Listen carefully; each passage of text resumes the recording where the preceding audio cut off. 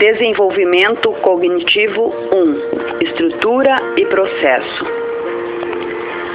Quando o último convidado da festa de aniversário finalmente partiu, Sheila se apressou em limpar as migalhas de bolo enquanto o aniversariante, Rudy, de 7 anos, examinava os seus presentes. Um deles era um jogo curioso de tabuleiro. "Mamãe", disse ele, "você pode jogar esse jogo comigo agora?"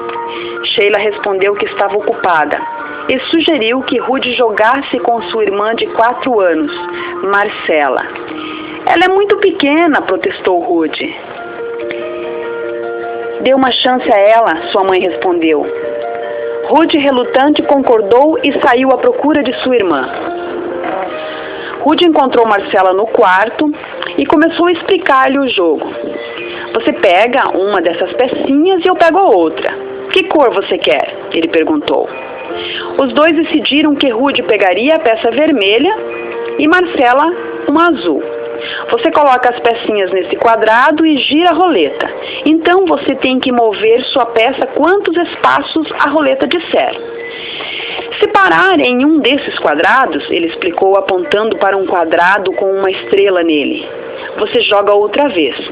Se você parar em um com um sinal de pare, você perde uma vez de jogar." Marcela pareceu entender. Então Rudy decidiu jogá-la primeiro. Ele girou a roleta e a seta parou no 4. "Certo", disse Rudy, "você tem que mover sua peça 4 espaços."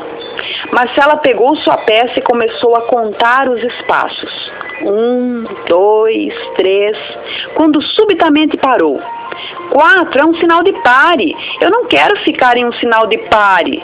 Vou girar a roleta de novo. Com isso, Rudy ficou indignado. "Você não pode girar de novo. Isso é trapaça", gritou ele. "Mamãe!" Rudy chamou, gritando para Sheila que pudesse ouvi-lo no outro quarto. "Eu não posso jogar com ela porque ela é trapaceira." Marcela começou a soluçar enquanto Rudy guardava o jogo e disse: "Vá brincar com suas bonequinhas."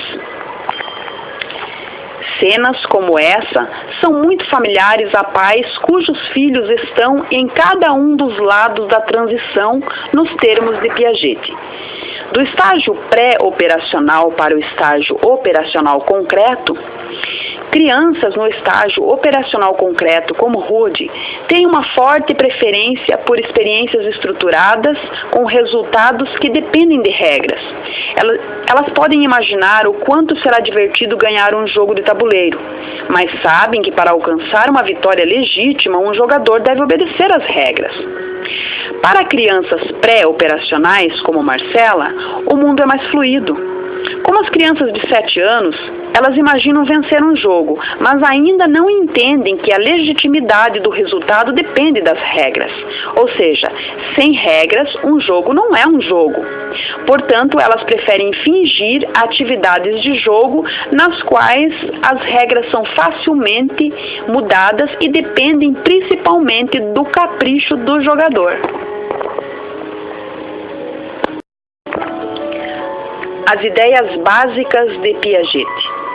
Piaget foi o primeiro a responder a uma pergunta fundamental: como o conhecimento de mundo de uma criança muda com a idade? Ao respondê-la, a suposição mais central de Piaget era de que a criança é um participante ativo no desenvolvimento de conhecimento, construindo seu próprio entendimento. Essa ideia, talvez mais do que qualquer outra, influenciou o pensamento de todos os desenvolvimentalistas que seguiram Piaget. Além disso, após 3 décadas de pesquisa dedicada a desafiar a sua afirmação de que o funcionamento cognitivo se desenvolve em estágios, todo o conceito de estágios cognitivos está desfrutando de um ressurgimento de interesse entre psicólogos do desenvolvimento. Naturalmente, as centenas de estudos feitos desde que Piaget propôs pela primeira vez os estágios revelam inúmeras deficiências em seu relato original do desenvolvimento cognitivo. Contudo, o esboço básico de que ele descreveu pela primeira vez há mais de 70 anos sobre as mudanças cognitivas da infância para a adolescência parece ser razoavelmente preciso. Esquemas. Um conceito piagetiano essencial é um dos mais difíceis de compreender. É o de um esquema, às vezes denominado plano. Esse termo é usado com frequência como um sinônimo aproximado da palavra conceito ou das expressões categoria mental ou complexo de ideias. Mas Piaget utilizou-o mais amplamente do que isso. Ele via o conhecimento não meramente como categorias mentais passivas, mas como ações mentais ou físicas. Cada uma dessas ações é o que ele entendia por um esquema. Portanto, um esquema não é realmente uma categoria, mas a ação de categorizar de alguma forma particular. Algumas ações puramente físicas ou sensoriais também são esquemas. Se você pegar e olhar uma bola, você está usando seu esquema de olhar, seu esquema de pegar, seu esquema de segurar. Piaget propôs que todo o bebê começa a vida com um pequeno repertório de esquemas sensoriais ou motores simples, tais como olhar, provar, tocar, ouvir e agarrar. Para o bebê, um objeto é uma coisa que tem certo sabor, dá certa sensação quando é tocado ou que tem uma cor particular. Mais tarde, a criança também desenvolve esquemas mentais, tais como categorizar ou comparar um objeto a outro. No decorrer do desenvolvimento, a criança gradualmente adquire esquemas mentais extremamente complexos, tais como análise dedutiva ou raciocínio esquemático. De fato, os seres humanos continuam a adquirir novos esquemas, tanto físicos quanto mentais, durante toda a vida. Então, de onde você poderia estar se perguntando esses esquemas provêm? De acordo com Piaget, quando as pessoas atuam em seus ambientes, um processo mental inato chamado organização faz com que elas deduzam esquemas generalizáveis de experiências específicas. Por exemplo, quando um bebê manuseia um objeto esférico, como uma bola, o esquema que ele constrói será aplicado a todos os objetos semelhantes. Portanto, quando ele vir uma bola de vidro decorativa, ele tentará segurá-la da mesma maneira que seguraria a bola de borracha. Os esquemas organizam nosso pensamento de acordo com categorias para nos ajudar a determinar que tipo de atitudes tomar em resposta a variações nas características ambientais. De acordo com Piaget, esquemas figurativos são representações mentais das propriedades básicas dos objetos no mundo. Por exemplo, uma criança usa esquemas figurativos quando rotula corretamente cães e gatos. Lista suas características, por exemplo, nariz úmido, pelo, bigode, e descreve seus comportamentos típicos, como por exemplo, latir, abanar o rabo, miar. Saber que cães e gatos são tipos diferentes de animais, que representam uma categoria diferente de outras,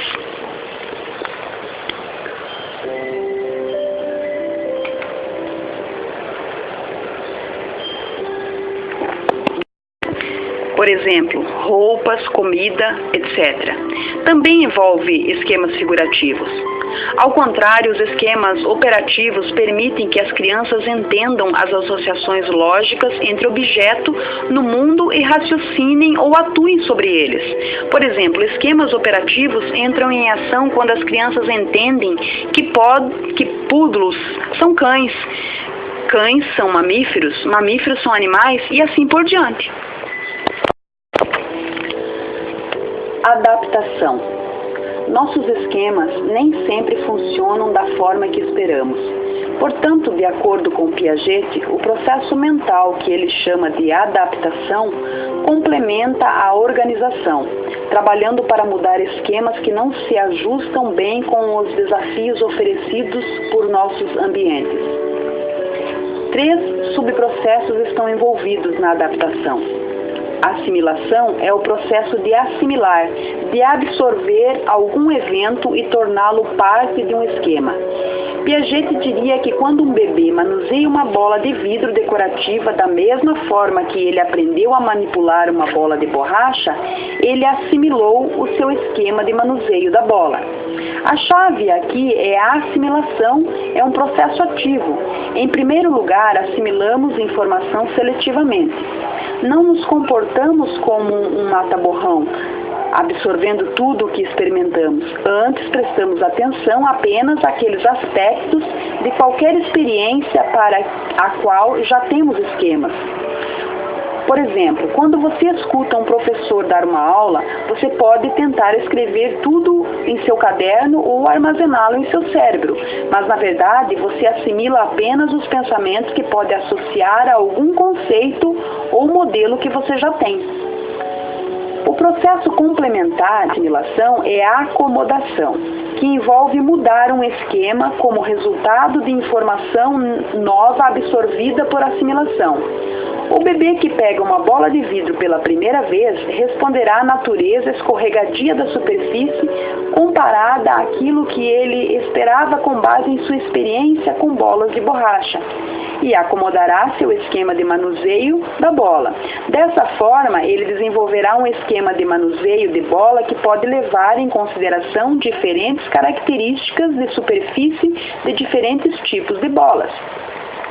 Portanto, na teoria de Piaget, o processo de acomodação é o segredo da mudança do desenvolvimento e, através da acomodação, reorganizamos nossos pensamentos, melhoramos nossas habilidades e mudamos nossas estratégias. O terceiro aspecto da adaptação é a equilibração. O processo de pôr em equilíbrio assimilação e acomodação, isso é diferente daquilo que um cientista faz quando desenvolve uma teoria sobre algum conjunto de informação. O cientista quer ter uma teoria que explique toda a observação, ou seja, que tenha coerência interna. Quando novos achados de pesquisa surgem, ele os assimila em sua teoria existente. Se eles não se ajustarem perfeitamente, ele faz modificações. A teoria a fim de que ela assimile a informação a qual anteriormente não se ajustou. Entretanto, se evidências não confirmadoras se acumulam em demasia, o cientista pode ter que descartar totalmente sua teoria ou mudar alguns pressupostos teóricos básicos. Qualquer uma das respostas é uma forma de equilibração. A analogia de que um mapa rodoviário pode ser útil, suponha se você tenha acabado de se mudar para uma nova cidade e em vez de comprar um mapa local, você tenta aprender os caminhos apenas com um mapa desenhado à mão por um amigo. Enquanto você anda pela cidade, faz correções em seu mapa, redesenhando e fazendo suas próprias anotações. O mapa redesenhado é revisado certamente e em uma melhora em relação à versão original, mas eventualmente você descobrirá que ele é tanto impossível de ler quanto seriamente falho. Então você começa novamente e desenha um novo mapa, com base em todas as novas informações. Você carrega junto para toda parte, revisando e escrevendo nele até que este também esteja tão cheio de informações que você precise começar de novo. As correções e as anotações que você faz em seu mapa são análogas às acomodações da teoria de Piaget. O processo de começar de novo e desenhar um novo mapa é análogo à equilibração. Cada modificação de um mapa existente ou o desenho de um novo permite que você assimile mais facilmente suas experiências de dirigir ou de caminhar. Dizendo mais objetivamente, com cada modificação seu mapa funciona melhor do que antes. Piaget acreditava que uma criança operava de maneira semelhante, criando esquemas coerentes, mais ou menos internamente consistentes.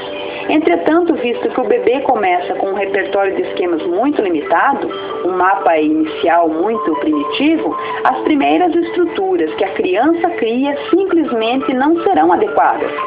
Essas inadequações, Piaget acreditava, forçam a criança a fazer mudanças periódicas maiores nos esquemas internos. Piaget via 3 pontos de reorganização ou equilibração. particularmente significativo na infância, cada um introduzindo um novo estágio de desenvolvimento. O primeiro ocorre dos 18 aos 24 meses, quando a criança muda da denominância de esquemas sensoriais e motores simples para o uso dos primeiros símbolos. O segundo ponto de equilibração normalmente ocorre entre a idade de 5 a 7 anos, quando a criança acrescenta um novo conjunto de esquemas operativos poderosos, que Piaget chama de operações. Essas são ações mentais muito mais abstratas e gerais, como adição de subtração mental. O terceiro ponto de equilíbrio importante ocorre na adolescência, quando a criança entende como operar sobre ideias, eventos ou objetos. Os três principais pontos de equilibração produzem 4 estágios durante os quais as crianças usam diferentes formas de influenciar o mundo em torno delas. Durante o estágio sensório-motor do nascimento, aos 24 meses, o bebê usa seus esquemas sensoriais e motores para influenciar o mundo em torno deles. No estágio pré-operacional, dos 24 meses até aproximadamente aos 6 anos, as crianças adquirem esquemas simbólicos, como linguagens e fantasia, que elas usam para pensar e se comunicar. Em seguida, vem o estágio das operações concretas, durante o qual crianças de 6 a 12 anos começam a pensar de forma lógica. A última fase é o estágio de operações formais, no qual os adolescentes aprendem a pensar de forma lógica sobre ideias abstratas e situações hipotéticas. Causas do desenvolvimento cognitivo. Uma vez que os estágios de Piaget representam uma sequência fixa, você poderia pensar que eles são controlados por um plano genético inato, semelhante à sequência de desenvolvimento da habilidade motora sobre a qual você leu no capítulo 4.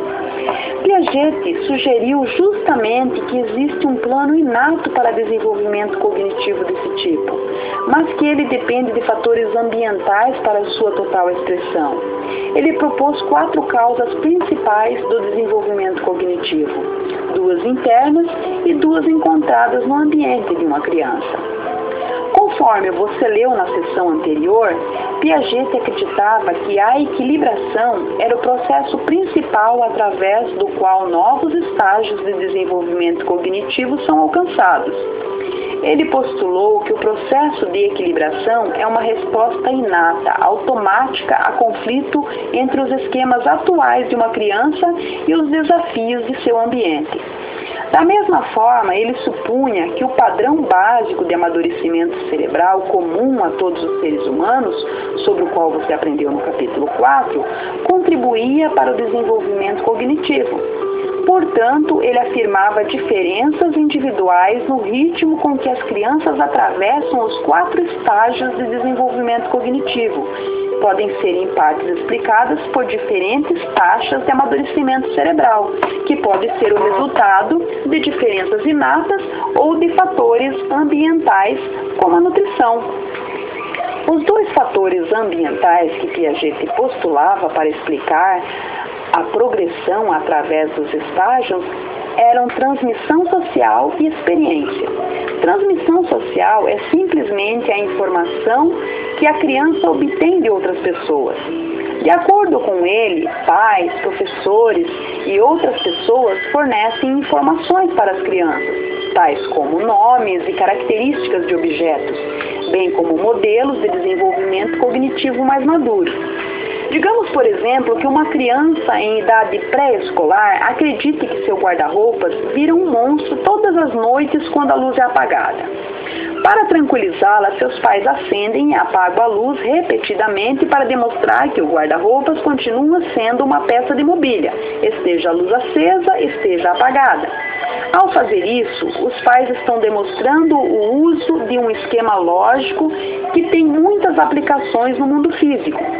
Se esse objeto era um guarda-roupas com a luz acesa, ele ainda deve ser um guarda-roupas com a luz apagada. A escuridão não altera a qualidade do guarda-roupas. Ela não pode transformar um objeto em outro.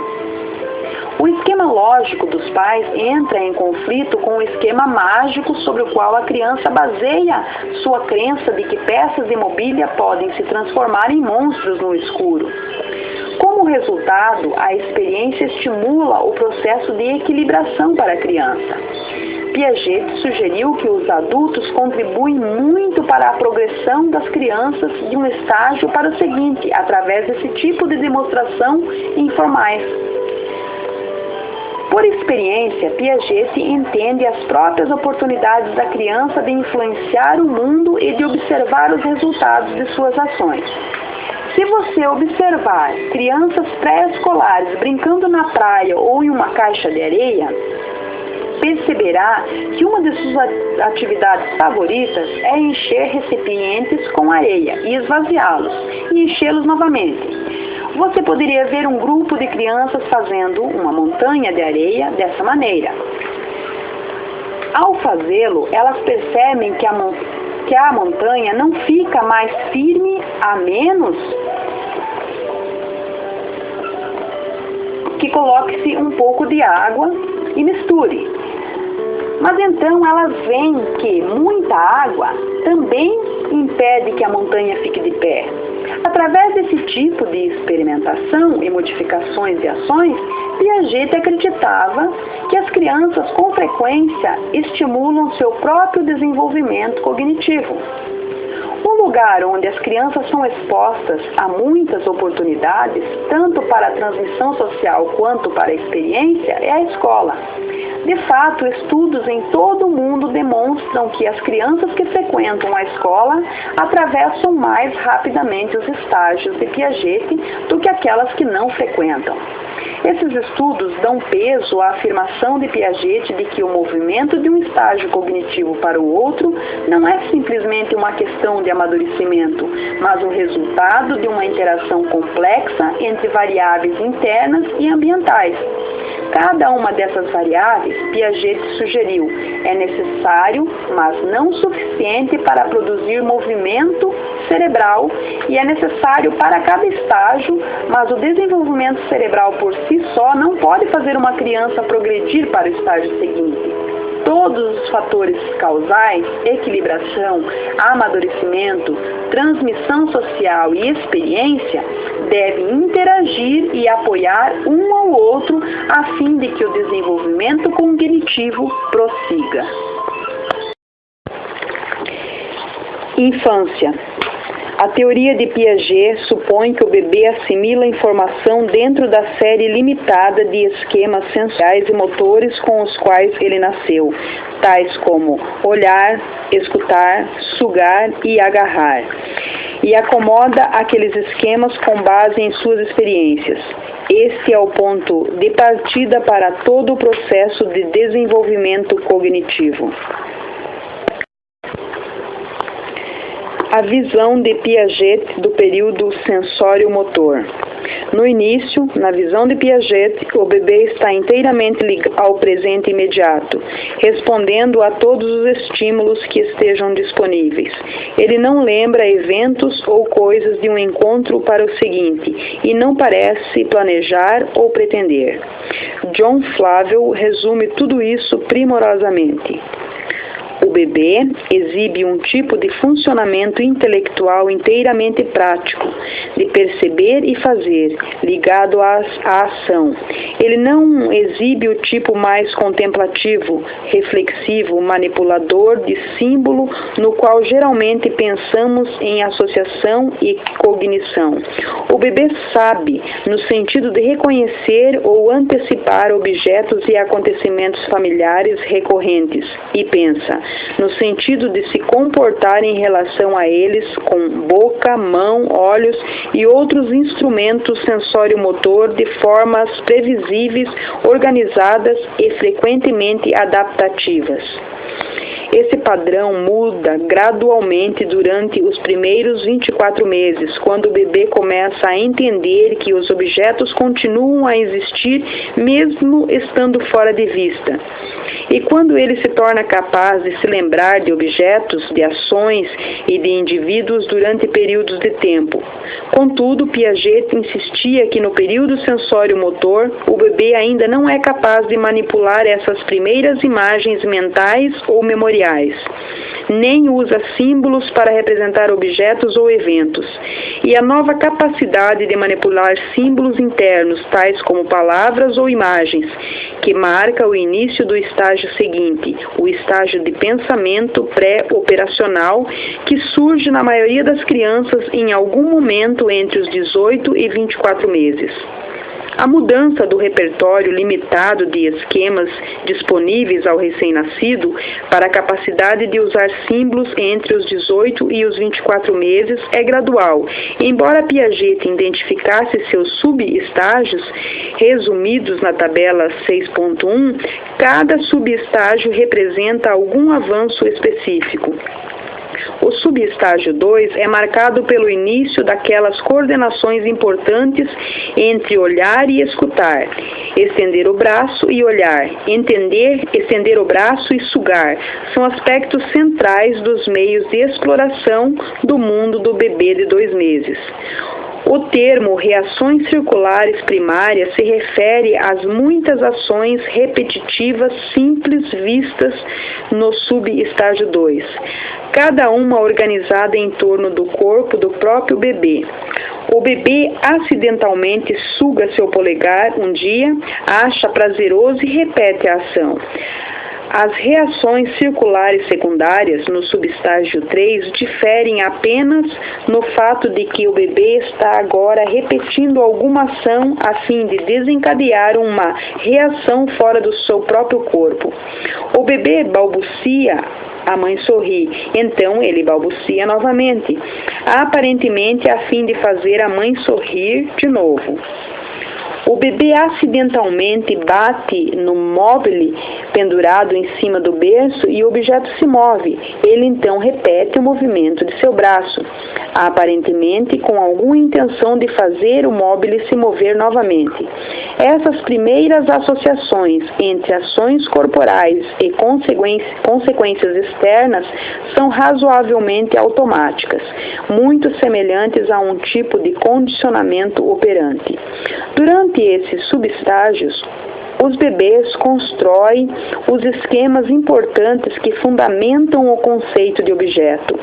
Um conjunto de marcos discutidos extensamente no capítulo 5, recorde o que permanecia do objeto, ou o entendimento de que os objetos continuam a existir mesmo quando estão fora de vista. É um dos mais importantes desses marcos. O subestágio 4 traz consigo o início do entendimento real de associações causais. Nesse ponto, o bebê muda para a atividade exploratória. No subestágio 5, esse comportamento exploratório se torna mais marcado com o seguimento daquilo que Piaget chamou de reações circulares terciárias. Neste subestágio, o bebê não se contenta meramente em repetir a ação ativadora original, mas experimenta variações. Ele poderia testar muitos outros sons ou expressões faciais para verificar se provocarão um sorriso na mãe ou tentar mover a sua mão de forma diferente em novas direções a fim de fazer o móvel se mover de novas maneiras.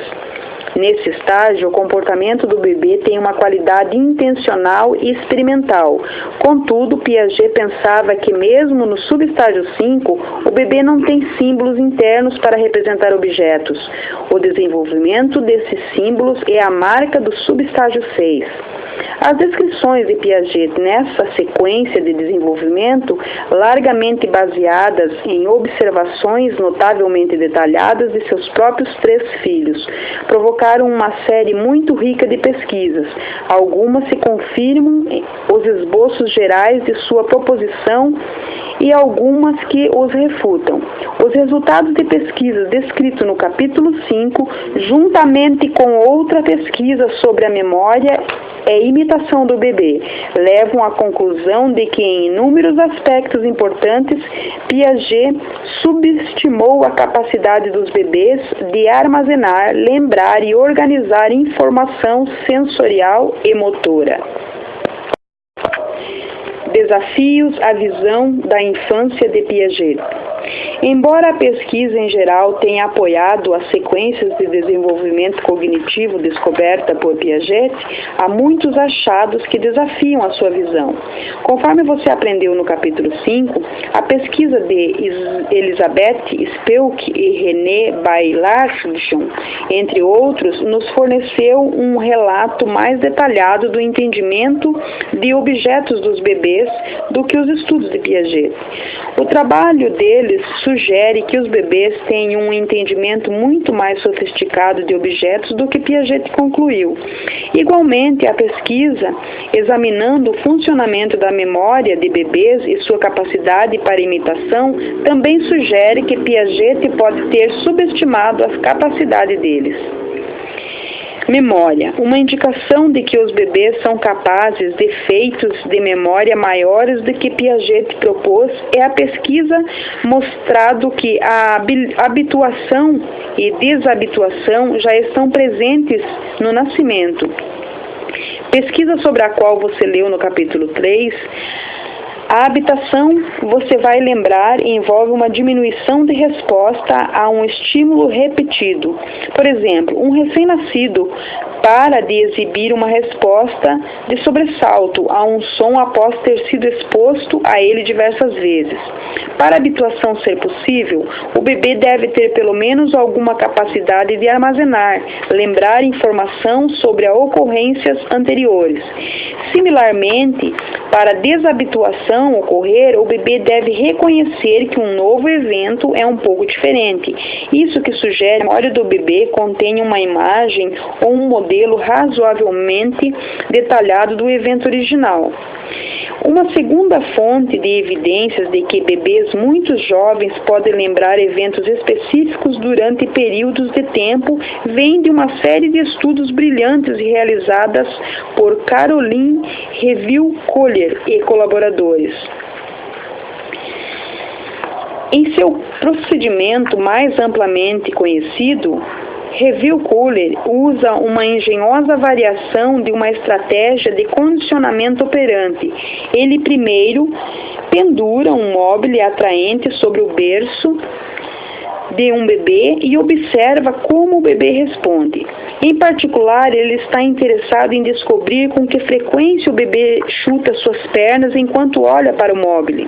Após 3 minutos dessa observação básica, ele prende um cordão do móvel até a perna do bebê, conforme se vê na figura 1. Assim, toda vez que o bebê chuta, o móvel se move. Os bebês aprendem muito rápido a chutar repetidamente, a fim de fazer essa nova coisa interessante acontecer. Piaget chamaria de uma reação circular secundária. Dentro de 3 a 6 minutos, bebês de 3 meses duplicam ou triplicam suas taxas de chutes, mostrando que o aprendizado claramente ocorreu. Reville-Collier então testa a memória do bebê ou relação a essa aprendizagem, retornando alguns dias mais tarde e pendurando o mesmo móvel sobre o bebê, mas sem prender o cordão ao pé da criança. Se o bebê lembrar a ocasião anterior, deverá chutar a uma taxa mais alta do que quando viu o móvel pela primeira vez. É precisamente que os bebês de 3 meses fazem mesmo após uma demora de até uma semana. Esses estudos mostram que o bebê jovem é cognitivamente muito mais sofisticado do que os desenvolvimistas e Piaget um dia supuseram. Ao mesmo tempo, o trabalho de Rovio-Kohler também ofereceu algum apoio para as visões de Piaget, uma vez que ele observa ganhos sistemáticos durante os meses da infância na capacidade de lembrar. Um bebê de 2 meses pode lembrar a ação de chutar por apenas um dia. Um bebê de 3 meses pode lembrar por mais de uma semana. Aos 6, um bebê pode lembrar por muito mais de 2 semanas. Rovio-Kohler também constatou que todas essas primeiras memórias do bebê estão fortemente ligadas ao contexto específico no qual a experiência original ocorreu. Mesmo bebês de 6 meses não reconhecem ou lembram do móvel se os investigadores fizeram até mesmo uma mudança muito pequena, tal como pendurar um pano diferente em torno do berço no qual a criança foi originalmente testada. Portanto, os bebês lembram muito mais do que Piaget acreditava nas suas memórias e são altamente específicas. Com a idade, suas memórias tornam-se cada vez menos ligadas a sugestões ou contextos específicos. Imitação. Outra área ativa de estudos tem sido a capacidade do bebê de imitar. Se você olhar novamente a tabela 6.1, verá que Piaget pensava que a capacidade de imitar surgia bastante gradualmente durante os primeiros meses. Em termos amplos, a sequência proposta por Piaget tem sido apoiada, por exemplo, a imitação dos movimentos da mão de alguém ou de suas ações com objetos parece melhor regularmente durante os meses da infância, começando no primeiro ou no segundo mês. A imitação de ações de 2 partes se desenvolve apenas na fase dos primeiros passos, talvez aos 15 ou 18 meses. Em 2 áreas, entretanto, Piaget pode ter sido equivocado em relação à capacidade imitativa dos bebês. Primeiro, embora Piaget achasse que os bebês não podiam imitar os gestos faciais de outras pessoas até aproximadamente os subestágios 4, de 8 a 12 meses, grande parte da pesquisa agora mostra que os recém-nascidos são capazes de imitar pelo menos alguns gestos faciais, particularmente a profusão da língua, como mostra a foto na figura. Contudo, a capacidade dos recém-nascidos para imitar parece ser bastante limitada. Os pesquisadores constataram que recém-nascidos imitam a protusão da língua, mas não a abertura da boca. Junto, os estudos de comportamento imitativo em recém-nascidos indicam que Piaget provavelmente estava equivocado em sua afirmação de que os bebês muito pequenos são capazes de imitação. Entretanto, parece provável que ele estivesse certo em sua visão de que a imitação não é uma estratégia geral que os bebês usam para desenvolver seu entendimento do mundo até que sejam um pouco mais velhos. Piaget também afirmou que a imitação diferida, na qual a criança vê alguma ação e então a imita em uma ocasião posterior, quando o modelo não é mais visível, tornava-se possível apenas no subestágio 6, em torno dos 18 meses. Uma vez que a imitação adiada requer algum tipo de apresentação interna, mais uma vez a pesquisa mais recente indica um desenvolvimento mais precoce dessa capacidade. Pelo menos um estudo mostra que bebês já aos 9 meses podem adiar sua imitação por até 24 horas.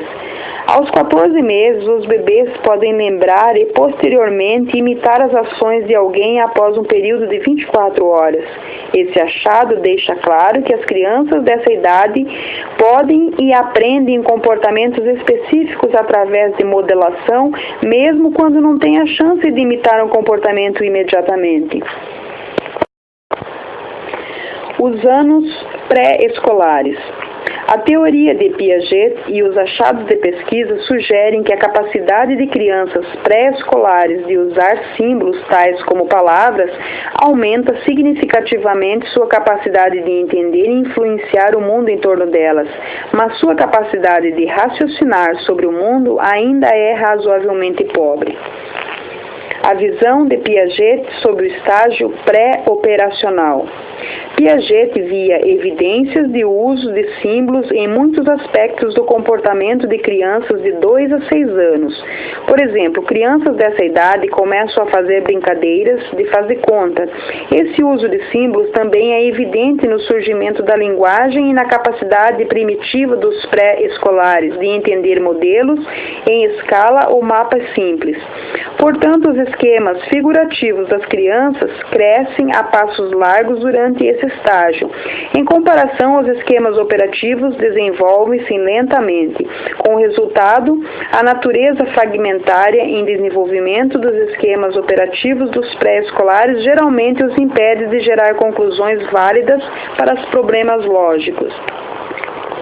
Além do uso de símbolos, a descrição de Piaget do estágio pré-operacional focaliza-se em todas as outras coisas que a criança de idade pré-escolar ainda não pode fazer, dando um tom estranhamente negativo à sua descrição desse período. Piaget considerava o pensamento do pré-escolar rígido, capturado por aparências e ligado à sua própria perspectiva, uma qualidade que Piaget chamava de egocentrismo. A criança não está sendo egoísta. Antes, ela simplesmente pensa, supõe que todos veem o mundo como ela. A figura 6.3 ilustra uma técnica clássica usada para medir esse egocentrismo. É mostrada à criança uma cena tridimensional com montanhas de diferentes tamanhos e cores. De um conjunto de desenhos, ela escolhe aquele que mostra a cena do jeito que ela vê. A maioria dos pré-escolares pode fazer isso sem muita dificuldade. Então, o examinador instrui a criança a escolher o desenho que mostra como alguém vê a cena, tal como uma boneca ou um examinador. Nesse ponto, os pré-escolares têm dificuldade. Muito frequentemente, eles novamente escolhem o desenho que mostra a sua própria visão das montanhas. Na visão de Piaget, uma criança ser capaz de ter sucesso nessa tarefa, ela deve mudar de usar a si mesma como a única estrutura de referência para ver as coisas de outras perspectivas. Piaget acreditava que crianças pré-escolares ainda não podiam fazer isso. O foco da criança pré-escolar na aparência dos objetos é uma parte igualmente importante da descrição de Piaget nesse período, evidente em alguns dos mais famosos de seus estudos, aquele sobre a conservação. Conservação é o entendimento de que a qualidade de uma substância permanece a mesma ainda que sua aparência mude. A técnica de medida de Piaget envolvia primeiro mostrar à criança 2 objetos ou um conjunto de objetos iguais, induzindo a criança a concordar que eles eram iguais em algum aspecto específico, tal como peso, quantidade, tamanho ou números, e então trocando, mudando ou deformando um dos objetos ou o conjunto de objetos e perguntando à criança se eles ainda eram iguais. Em seguida, Piaget perguntava como a criança sabia que a resposta era correta. Crianças que estavam usando os esquemas pré-operacionais davam justificativas tais como: a salsicha tem mais argila porque agora é maior. Esse tipo de pensamento reflete a tendência da criança a pensar no mundo em termos de uma variável de cada vez. Um tipo de pensamento que Piaget chamava de centração. Em contraste, pensadores operacionais concretos são capazes de descentração, um processo no qual múltiplas dimensões são consideradas. Portanto, a criança mais velha diz: a salsicha parece maior porque é maior agora, mas você não colocou nem tirou argila, então ela ainda deve ser a mesma. Piaget insistia com base em suas avaliações tanto das soluções das crianças quanto do seu raciocínio, e elas raramente exibem um entendimento verdadeiro de conservação antes dos 5 ou 6 anos. Tarefas operacionais concretas de Piaget. A pesquisa de Piaget envolvia diversos tipos de tarefas de conservação. Ela classificava o pensamento das crianças como operacional, concreto, em relação a uma determinada tarefa, se elas pudessem resolver corretamente o problema e dessem uma razão operacional concreta para sua resposta. Por exemplo, se a criança dizia: os 2 círculos de bolas de gude são iguais, por que você não acrescentou nem tirou nenhuma quando os movimentou? A resposta é julgada operacional concreta. Inversamente, se uma criança dizia: os 2 círculos são iguais, mas eu não sei por quê, a resposta não era classificada como operacional completa. Desafios à visão de Piaget da primeira infância. Os estudos de conservação, em geral, confirmavam as previsões de Piaget. Embora crianças menores possam demonstrar algum entendimento de conservação, se a tarefa for tornada muito simples, elas não conseguem consistentemente resolver problemas de conservação até a idade de 5 ou 6 anos. Contudo, as evidências sugerem que pré-escolares são um pouco mais sofisticados cognitivamente do que Piaget pensava. Egocentrismo e tomada de perspectiva. Crianças de 2 ou 3 anos parecem ter pelo menos alguma capacidade de entender que outra pessoa vê ou experimenta as coisas diferentemente delas. Por exemplo, crianças dessa idade adaptarão seu brinquedo ou suas falas às exigências de suas companhias. Elas brincam de forma diferente com companheiros mais velhos e mais novos. Falam de forma diferente com uma criança menor. Entretanto, tal entendimento, por certo, não é perfeito nessa idade precoce. O psicólogo de desenvolvimento, John Flavio, propôs 2 níveis de capacidade de tomada de perspectiva. No nível 1, a criança sabe que outra pessoa experimenta alguma coisa de forma diferente. No nível 2, a criança desenvolve toda uma série de regras complexas para entender precisamente o que a outra pessoa vê ou experimenta. Crianças de 2 e 3 anos têm carga de conhecimento de nível 1 e não de nível 2. Estes apenas começam a surgir em crianças de 4 a 5 anos. Por exemplo, uma criança de 4 ou 5 anos entende que outra pessoa se sentirá triste se fracassar ou feliz se tiver sucesso. A criança pré-escolar também começa a entender que emoções desagradáveis surgem em situações nas quais o relacionamento entre o desejo e realidade é desigual. A tristeza, por exemplo, normalmente ocorre quando alguém perde alguma coisa ou não consegue adquirir algum objeto desejado. Aparência e realidade. O movimento da criança de afastamento do egocentrismo parece ser parte de uma mudança muito mais ampla em seu entendimento de aparência e realidade. Flávio estudou esse entendimento em diversas formas. No procedimento mais famoso de Flávio, o experimentador mostra à criança uma esponja que foi pintada para parecer uma pedra. Crianças de 3 anos dirão ou que o objeto parece uma esponja e é uma esponja, ou que ele parece uma pedra e é uma pedra. Mas crianças de 4 e 5 anos podem diferenciar os dois. Elas percebem que ele parece uma pedra, mas, na verdade, é uma esponja. Portanto, a criança mais velha entende que o objeto pode não ser o que parece. Usando materiais semelhantes, os investigadores também indagaram se uma criança pode compreender o princípio da falsa crença.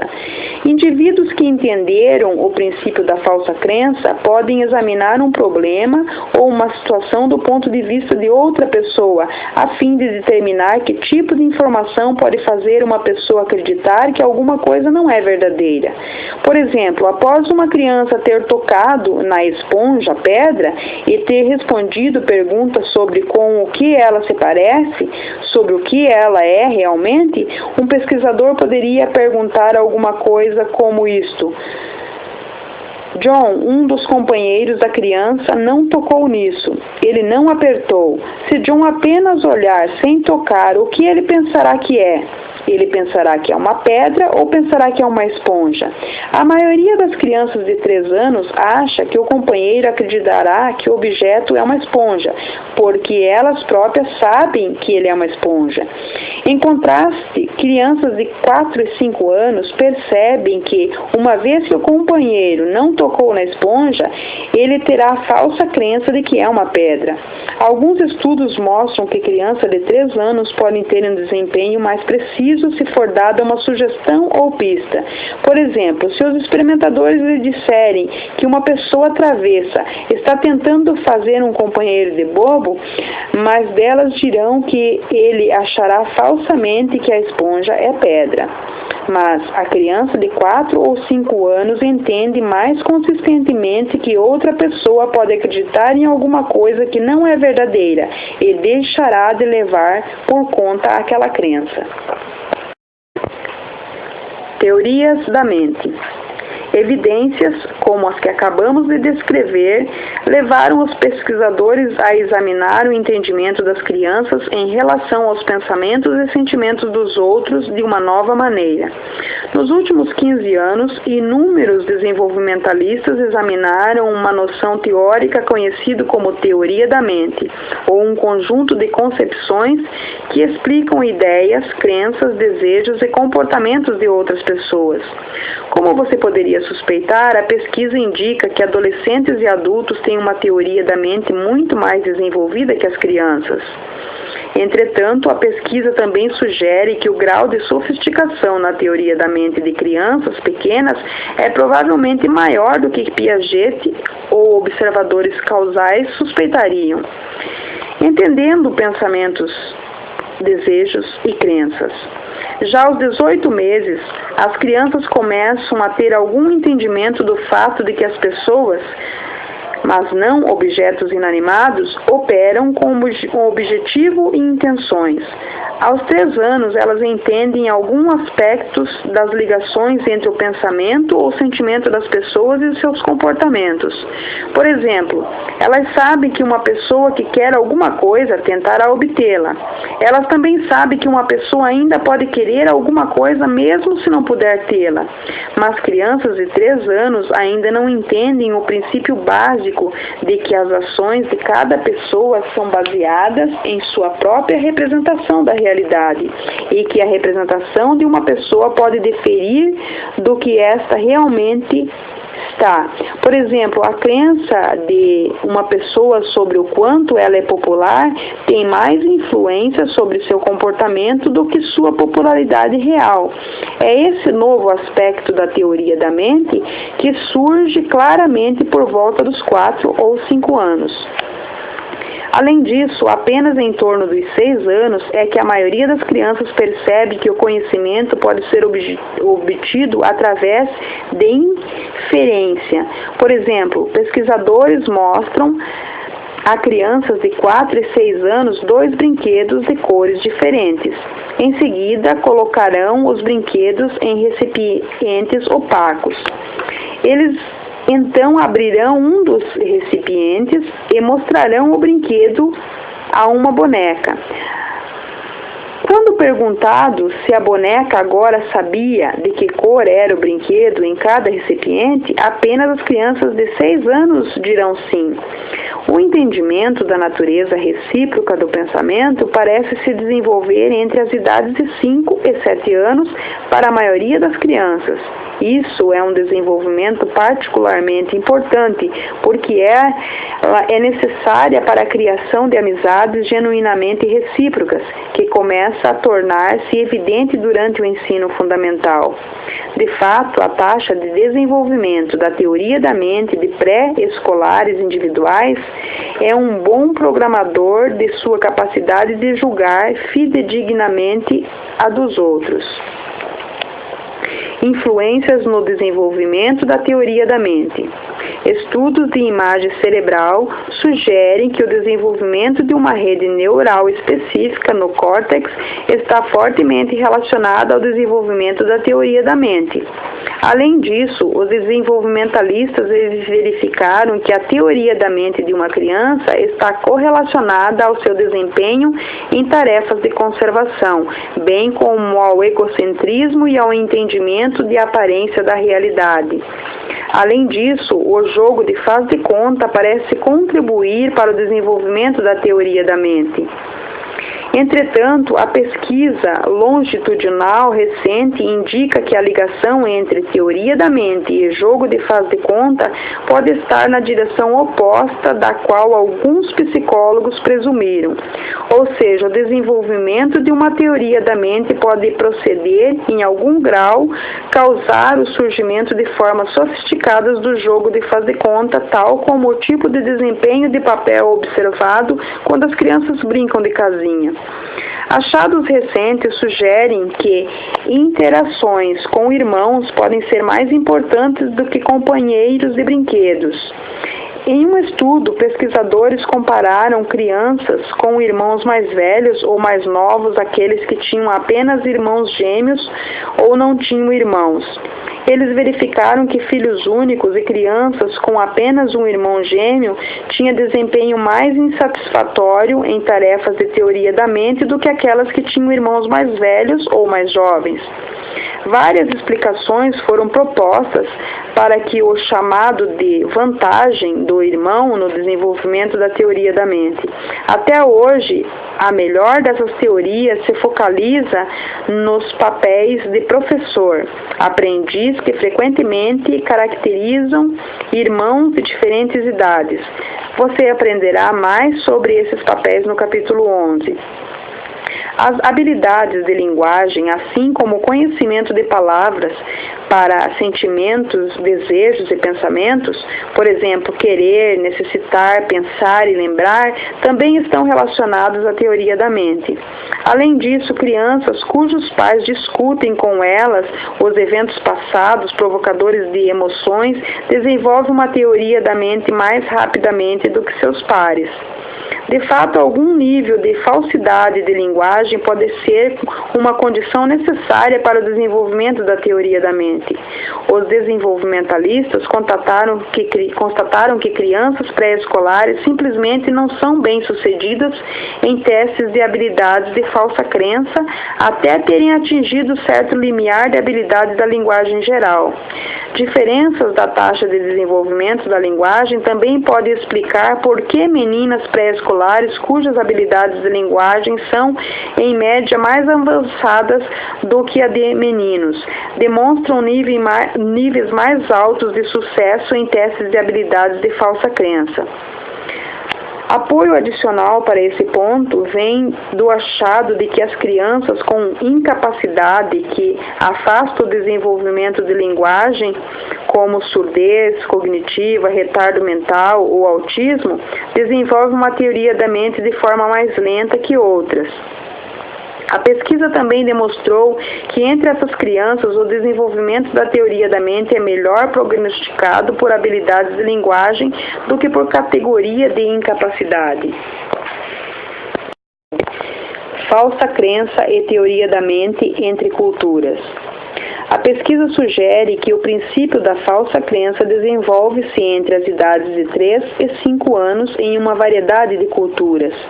Por exemplo, em um estudo clássico, Jeremy Aves e Paul Harris adaptaram o tradicional procedimento de testagem da falsa crença para o uso com crianças em uma tribo de pigmeus, os Baka, em Camarões.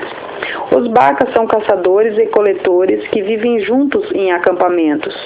Cada criança foi testada em sua própria cabana, usando materiais com os quais ela estivesse completamente familiarizada. A criança assistia um adulto de nome Mopfana, um membro da tribo, colocar algumas sementes de manga dentro de uma tigela. Mopfana então deixava a cabana e um segundo adulto, também membro da tribo, dizia à criança que eles jogariam um jogo com Mopfana. Eles iriam esconder as sementes em uma panela. O segundo adulto perguntava à criança o que Mopfana faria quando voltasse. Ele procuraria as sementes na tigela ou na panela? O segundo adulto também perguntava à criança se o coração de Mopfana se sentiria bem ou mal antes de levantar a tampa da tigela. Crianças mais jovens de 2 e 3 anos, aquelas que tinham recentemente feito 4, tinham muito mais probabilidade de dizer que Mopfana procuraria as sementes na panela ou de dizer que ele ficaria triste antes de olhar dentro da tigela. Crianças de 4 e 5 anos quase sempre estavam certas em ambas as perguntas. Em outro estudo clássico, quando Flávio usou sua tarefa de esponja-pedra com as crianças do continente chinês, ele verificou que chineses de 3 anos ficam tão confusos com essa tarefa quanto crianças norte-americanas e britânicas de 3 anos, enquanto crianças chinesas de 5 anos não tinham dificuldade com ela. Nessas culturas muito diferentes estão alguma coisa de semelhante. Parece estar ocorrendo entre as idades de 3 e 5 anos. Nessas idades, todas as crianças parecem entender alguma coisa geral sobre a diferença entre aparência e realidade. A pesquisa também sugere que certos aspectos do desenvolvimento da teoria da mente podem ser universais. Por exemplo, sequências semelhantes desse desenvolvimento foram encontradas nos Estados Unidos, China, Europa e Índia. Gráfico, figura 6.5. Tarefa de falsa crença entre culturas. Porcentagem de crianças que passam do leste no teste de falsa crença em função de idade. No gráfico à esquerda, os dados são marcados separadamente para Canadá, Samoa, Índia e Peru. No gráfico à direita são combinados os resultados dessas 4 culturas. Dados de 13 crianças da Samoa e de todas as crianças tailandesas foram excluídos, pois suas datas de nascimentos não estavam disponíveis. Teorias alternativas do pensamento da primeira infância. Nos últimos anos, inúmeras abordagens teóricas interessantes tentaram explicar tanto os resultados originais de Piaget, quanto achados mais recentes que parecem contradizê-lo. Teorias neo-piagetianas. Um conjunto de posições alternativas é baseada no modelo do processamento da informação, explicado no capítulo 1. Estas são denominadas teorias neo-piagetianas porque estendem em vez de contradizer as visões de Piaget. Por exemplo, o falecido neo-piagetiano Rob Casey explicou as diferenças etárias no desenvolvimento cognitivo com uma função de mudanças no uso das crianças de suas memórias de curto prazo. Casey usou o termo espaço de armazenamento de curto prazo para se referir à capacidade da memória de trabalho. De acordo com Casey, se há um limite sobre quantos esquemas se pode prestar atenção no STSS. Ele se referia ao número máximo de esquemas que podem ser colocados dentro do STSS de cada vez com eficiência operacional. Melhoras na eficiência operacional ocorrem tanto por meio de práticas, através de tarefas que requerem o uso de memória, tais como aprender alfabeto, quanto de amadurecimento cerebral à medida que a criança cresce. Portanto, uma criança de 7 anos é mais capaz de manejar as demandas de processamento de tarefas de conservação do que uma de 4 anos, devido a melhorias de eficiência operacional do STSS. Um bom exemplo da função do STSS pode ser encontrado examinando-se as classificações de matriz, uma tarefa que Piaget frequentemente usava com crianças pré-escolares em idade escolar. A classificação de matriz requer que a criança coloque um determinado estímulo em duas categorias ao mesmo tempo. Crianças pequenas processam nessas tarefas porque, de acordo com a teoria neo-piagetiana, elas começam processando o estímulo de acordo com uma dimensão, forma ou cor, e então ou não conseguem perceber que é necessário reprocessar o estímulo ao longo da segunda dimensão, ou se esquecem de fazê-lo. Entretanto, os pesquisadores treinam as crianças pequenas para executar corretamente essas tarefas usando uma estratégia de 2 passos. Elas são ensinadas a pensar em um triângulo vermelho, por exemplo, em termos primeiro de forma e depois de cor. Tipicamente, a instrução envolve inúmeras tarefas de treinamento nas quais os pesquisadores lembram as crianças repetidamente de que é necessário reclassificar estímulos com relação à segunda variável. De acordo com Case, tanto o fracasso das crianças antes da instrução quanto o tipo de treinamento de estratégia ao qual elas respondem ilustram as restrições impostas à solução de problema pela eficiência operacional limitada do STSS da criança mais jovem. Há lugar apenas para um esquema de cada vez no STSS da criança, forma ou cor.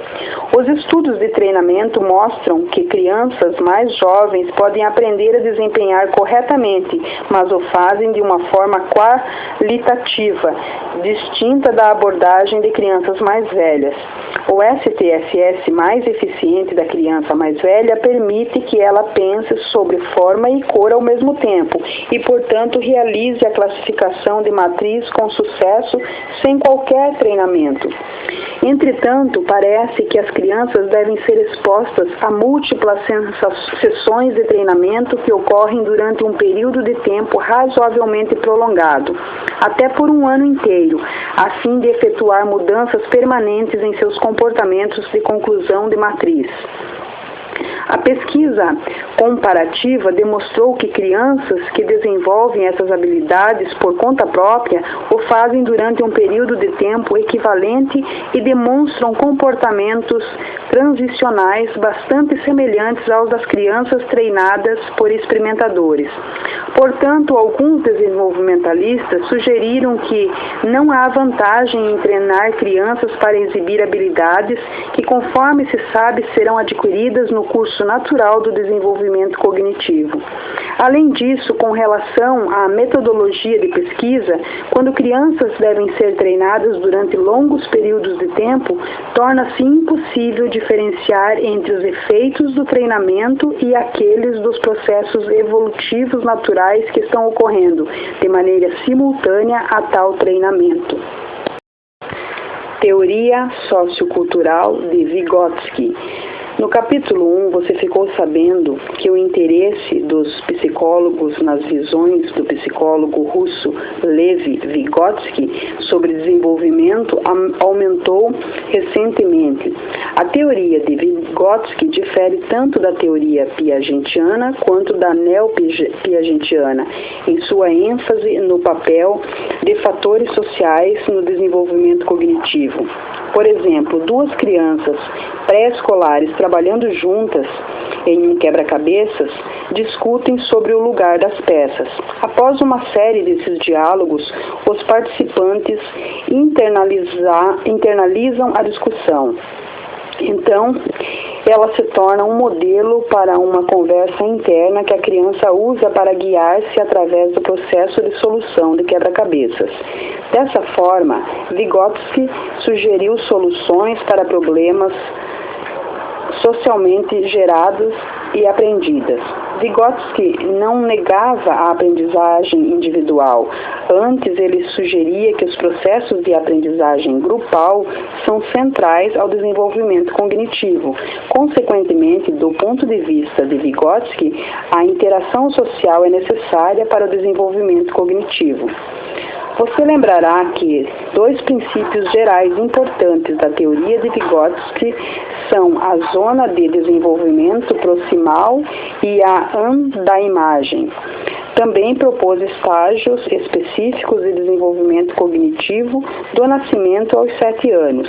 Cada estágio representa um passo na direção de internalização por parte da criança, das formas de pensamento usadas por adultos em sua sociedade. No primeiro período, denominado estágio primitivo, o bebê possui processos mentais semelhantes aos dos animais inferiores. Ele aprende principalmente através do condicionamento até a linguagem começar a se desenvolver no segundo ano. Nesse ponto, ele entra no estágio de psicologia ingênua, no qual aprende a usar a linguagem para se comunicar, mas ainda não entendeu seu caráter simbólico. Por exemplo, ele não percebe que qualquer coleção de sons poderia substituir o objeto cadeira, desde que todos concordem em relação aos sons. Ou seja, se todos que falam inglês concordassem em substituir a palavra chair por blick, eles poderiam fazê-lo, porque todos entenderiam que blick significava. Quando a criança começa a apreciar a função simbólica da linguagem, perto do final do 3º ano de vida, ela entra no estágio de fala egocêntrica. Nesse estágio, ela usa a linguagem como um guia para resolver problemas. De fato, ela diz a si mesma como fazer as coisas. Por exemplo, uma criança de 3 anos descendo uma escada poderia dizer a si mesma: cuidado. Tal instrução seria resultado de sua internalização das advertências feitas a ela por indivíduos mais maduros em seu ambiente. Piaget também reconhecia a existência e a importância da fala egocêntrica. Entretanto, ele acreditava que ela desaparecia quando a criança chegava ao final do estágio pré-operacional. Ao contrário, Vygotsky alegava que a fala egocêntrica torna-se completamente internalizada aos 6 a 7 anos, quando a criança entra no período final de desenvolvimento cognitivo, o estágio de crescimento interior.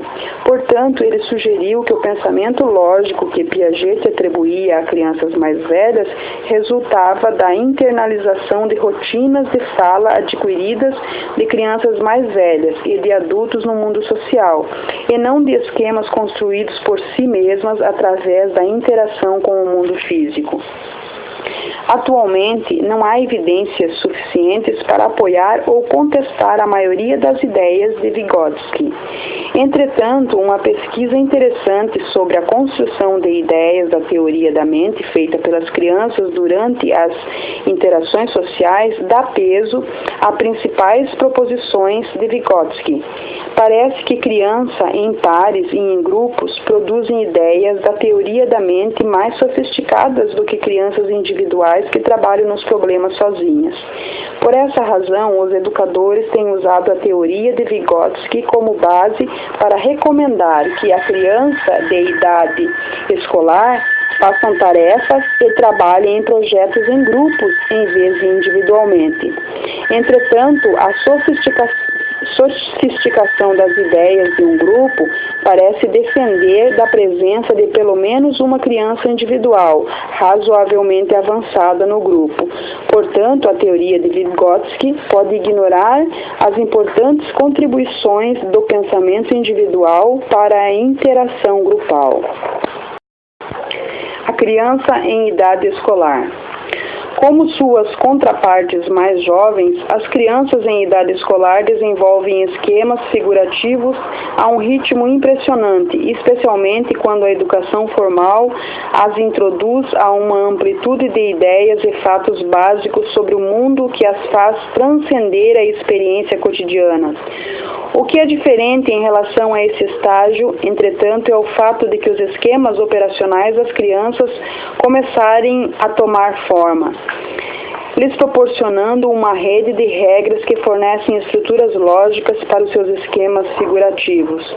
Consequentemente, a criança desenvolve um conjunto de regras ou estratégias imensamente poderosas, abstratas, gerais para examinar e interagir com o mundo. Piaget chamava essas novas regras de operações concretas. A visão de Piaget sobre as operações concretas.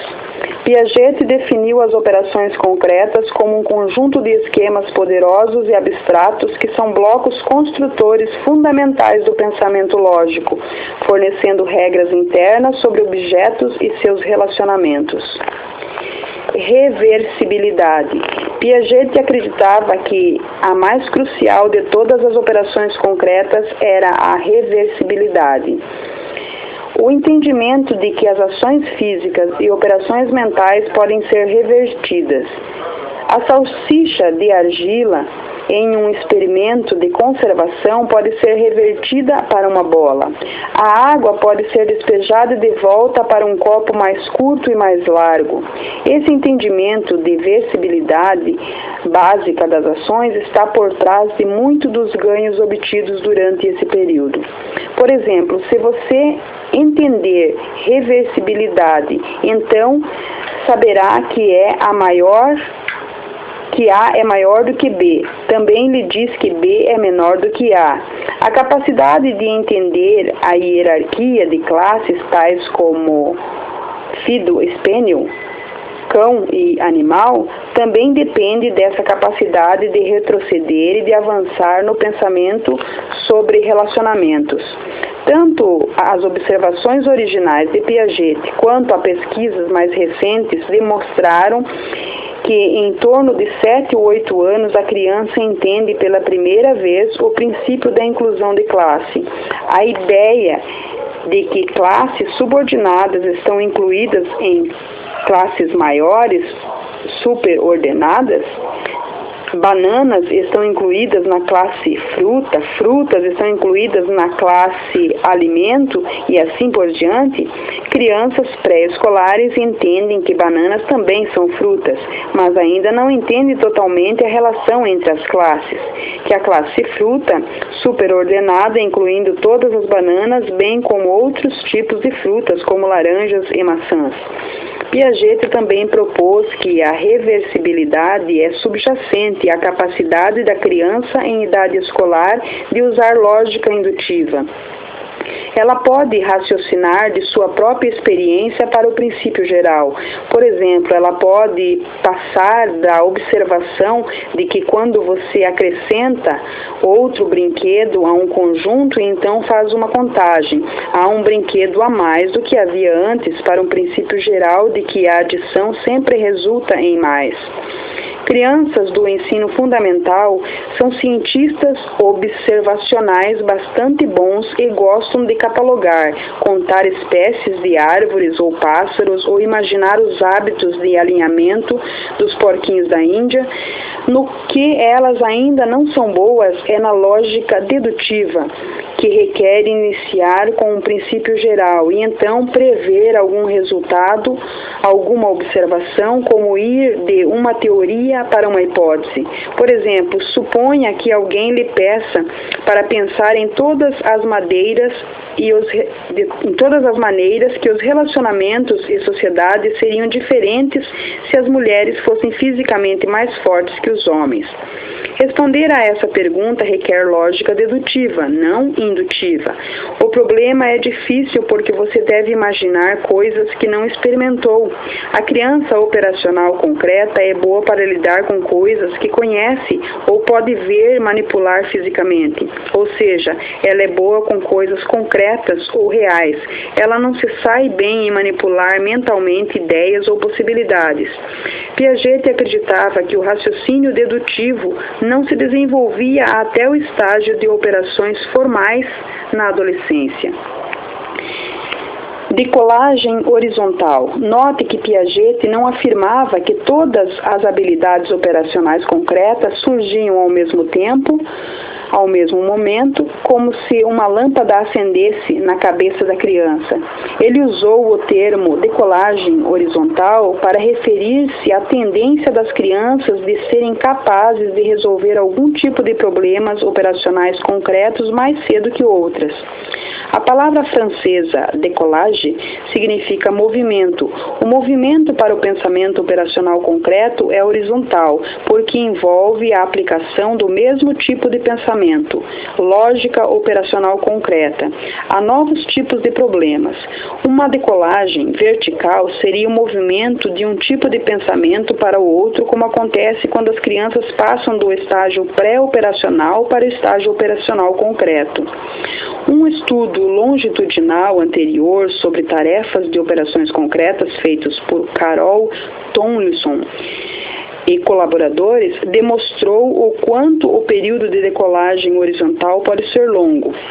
Eles acompanharam um grupo de 38 crianças do jardim de infância até a terceira série, testando as 5 tarefas de cada vez: conservação de massa, peso e volume, inclusão de classe, classificação hierárquica. Você pode ver na figura 6.7 que as crianças melhoraram em todas as 5 tarefas durante o período de 3 anos, com um estirão entre o fim do jardim da infância e a primeira série, aproximadamente a idade na qual Piaget acreditava que as operações concretas realmente se desenvolviam. Em outro estirão durante a segunda série, entretanto, mesmo no final da terceira série, nem todas as crianças tinham dominado todas as tarefas operacionais concretas. Entender o conceito de decolagem horizontal é especialmente importante para professores, pais e outros adultos que interagem com crianças todos os dias.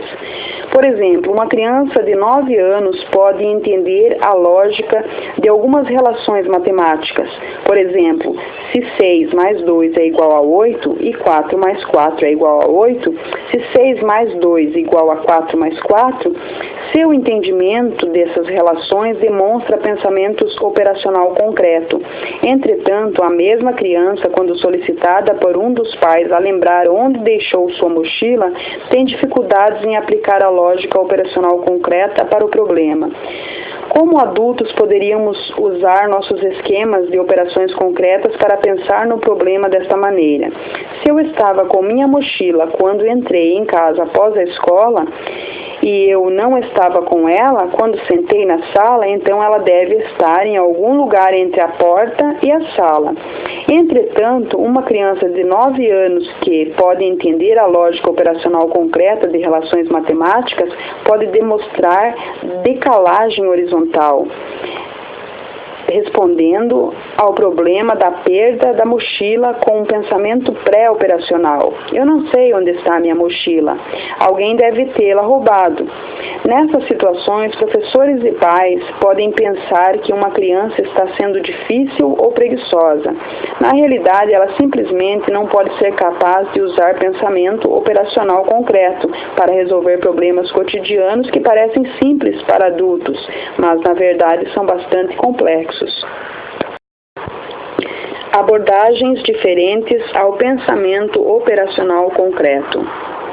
Alguns tipos de psicólogos sugeriram que o problema de decalagem horizontal coloca em dúvida a afirmação de Piaget de que o pensamento operacional concreto é um estágio de desenvolvimento cognitivo. Teoria das ondas de Ziegler. O trabalho de Robert Ziegler mostrou que cada criança pode usar uma ampla variedade de tipos de regras, de muito simples a muito sofisticadas, no mesmo tipo de problema em diferentes tentativas no mesmo dia. Por exemplo, se você der a um aluno de primeira ou segunda série problemas de adição como 3 mais 6,9 mais 4, etc., eles podem resolver cada problema em qualquer uma variedades de formas, se memorizarem uma determinada soma.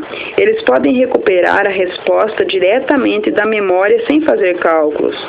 A estratégia que a maioria dos alunos usa para problemas simples de adição.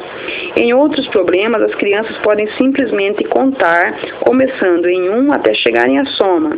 Então, 6 mais 3 torna-se 1, 2, 3, 4, 5, 6, 7, 8, 9. Alternativamente, eles podem usar o que alguns pesquisadores chamam de estratégia MIN, uma regra um pouco mais sofisticada na qual a criança começa com um número maior e então soma o menor por contagem. Nesse método, a criança chega à soma 3 mais 6, dizendo para si mesma 7, 8, 9. A criança conta mentalmente cada número enquanto ele é somado. Portanto, quando começa no 6 e conta até 7, ela sabe que o número foi somado. Da mesma forma, ela sabe que 2 números foram somados quando chega em 8 e que 3 foram somados quando chega em 9. Finalmente, uma criança poderia usar uma ainda mais sofisticada estratégia de decomposição que envolve dividir o problema em diversos passos mais simples.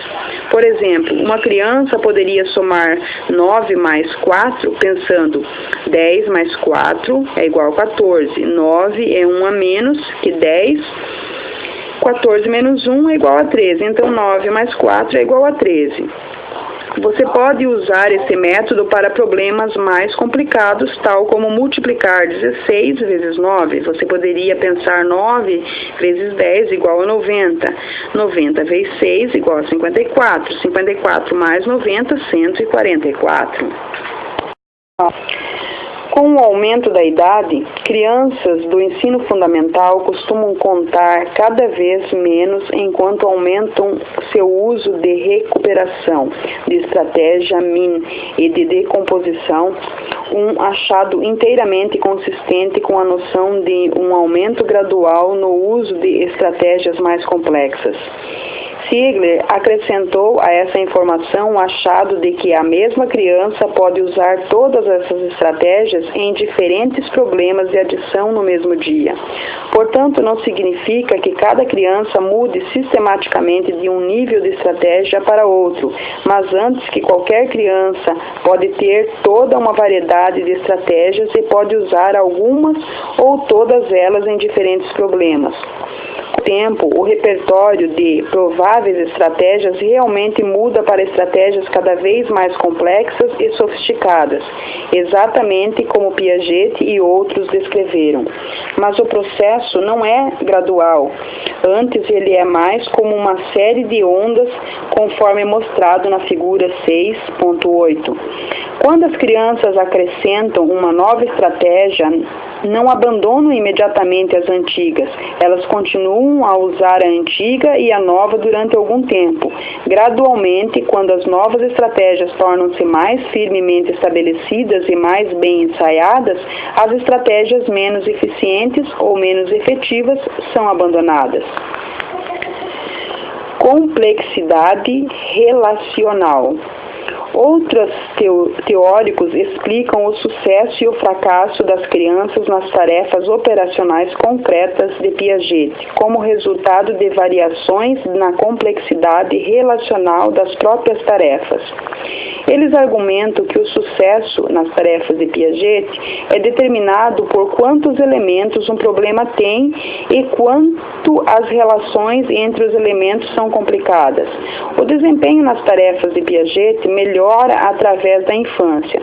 Eles alegam porque melhoras na eficiência da memória de trabalho da criança permitem lidar cognitivamente com mais elementos e com relações mais complexas entre os elementos de um problema. Uma linha de pesquisa sobre complexidade relacional tratada na transitividade, ou seja, a capacidade de fazer interferências sobre relações lógicas em um conjunto ordenado de estímulos. Um exemplo simples de uma tarefa de transitividade é aquela na qual é mostrada a uma criança uma vareta A e solicitada que ela compare a uma vareta B, ligeiramente mais curta.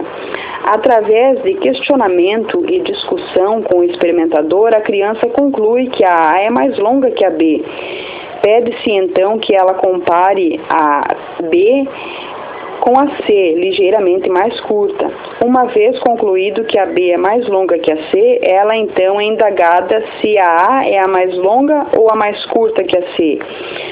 Crianças que deduzem que a A deve ser mais longa que a C, ainda que não comparem diretamente a A com a C, exibem transitividade. Pesquisadores cujos estudos duraram 3 décadas constataram que poucas crianças com menos de 6 anos podem resolver problemas de transitividade simples. Quando a complexidade dos problemas de transitividade é aumentada, como quando a vareta B e C são de comprimento igual, até crianças de 8 anos têm dificuldades. Portanto, contrário à visão de Piaget, pode não haver um esquema de transitividade único que seja universalmente aplicável a todos esses problemas. Antes, o sucesso de uma criança em um problema de transitividade depende de quão bem o problema se ajusta às capacidades de seu sistema de processamento de informação em um ponto específico no seu desenvolvimento. Os estudos de complexidade relacional também se concentram em tarefas de seriação, problemas em que crianças devem usar uma regra para colocar uma série de objetos em ordem. Na versão clássica de Piaget para a tarefa de seriação, o pesquisador pede que a criança arranje 10 varetas de diversos comprimentos, da mais curta para a mais longa. A maioria das crianças com menos de 8 anos cria conjuntos ordenados que incluem apenas 3 ou 4 varetas, em vez de uma única série ordenada que inclui todas elas. Em outras palavras, elas simplificam a tarefa dividindo-a em diversas subtarefas menos complexas que elas possam realizar. No processo, entretanto, elas acabam com uma solução incorreta para o problema original.